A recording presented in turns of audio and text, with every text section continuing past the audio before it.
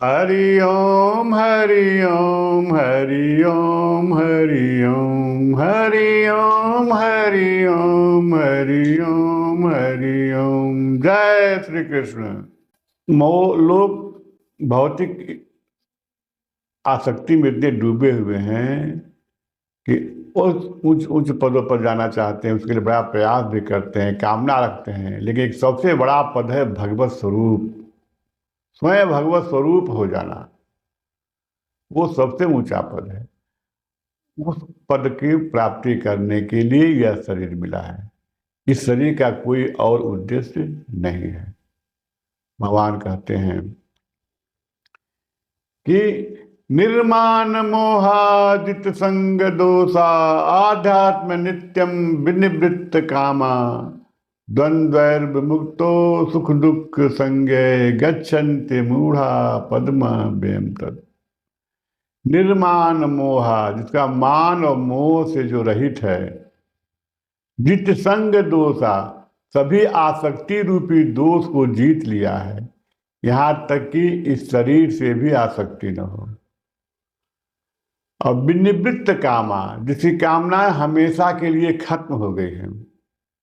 द्वंद्व विमुक्तो सुख दुख संगे, और सुख दुख नाम के से वो मुक्त हो गया हो। क्योंकि जो भी सुख और दुख है संसार में है। जिस प्रकार संसार में दिन रात होते हैं, शाम होती है, दोपहर होता है, उसी तरह से शरीर में परिवर्तन, प्रकृति में परिवर्तन होता रहता है। शरीर में भी कभी सुख की स्थिति आएगी, कभी दुख की स्थिति आएगी, लेकिन कब आएगी? जब आप शरीर से आसक्त रहेंगे तब।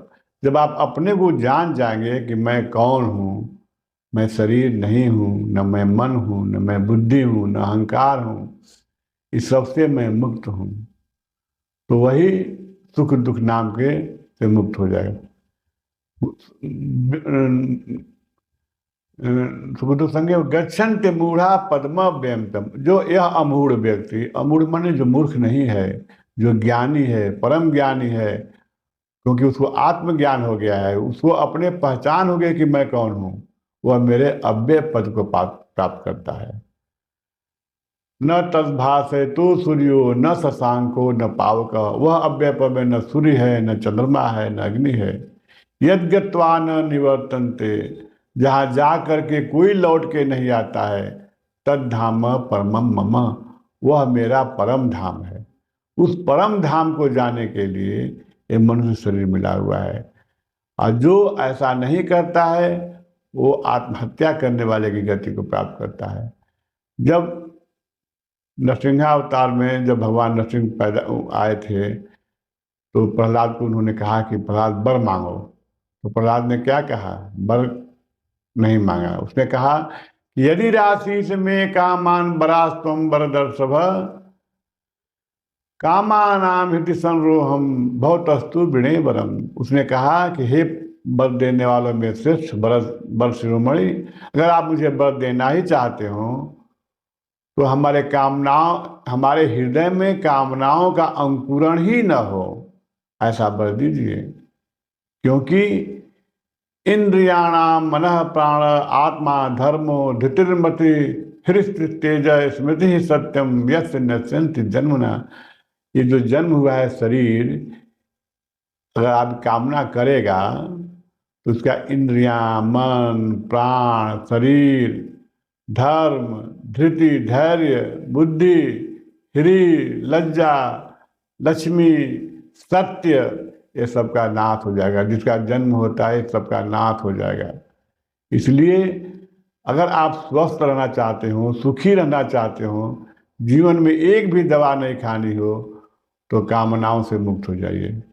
और कामनाओं से अगर मुक्त नहीं है तो कितनों योग कीजिए, चाहे व्यायाम कीजिए, चाहे चाहे जो कुछ कीजिए, जब मानसिक तनाव होगा तो रोग नहीं जाएगा, उसी से रोग पैदा होते हैं।